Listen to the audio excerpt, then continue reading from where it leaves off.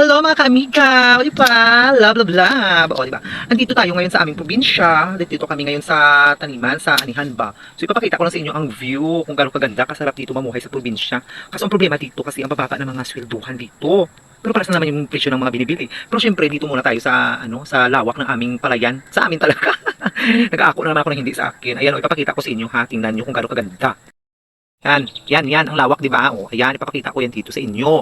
Kung gaano kasarap mamuhay dito sa probinsya. Ayan, o, tingnan nyo. Di ba? Ang fresh-fresh pa ng hangin dito, hindi pollution, hindi polluted. At saka syempre dito mo rin makikita yung mga makakahanap ka ng pangkahoy dito, hindi mo kailangan ng gasol. Di ba, nak? Oo. Carry lang ba? Yes. Di ba? Tapos kung gusto mong uminom ng tubo ng niyog, kumain ng niyog, ayan. Ayan, oh. Saan pa, di ba? Dito lang yan sa aming probinsya. Kaya yan dito ang masarap sa probinsya at hindi ka masyadong patawag sina, yung hindi ka masyadong nahihirapan ba. Pero minsan mararamdaman mo talaga yung hirap dito lalo wala kang hanap buhay, lalo na hindi ka masipag. So yung mga hanap buhay dito sa probinsya, yung tawag sina magsasaka ba?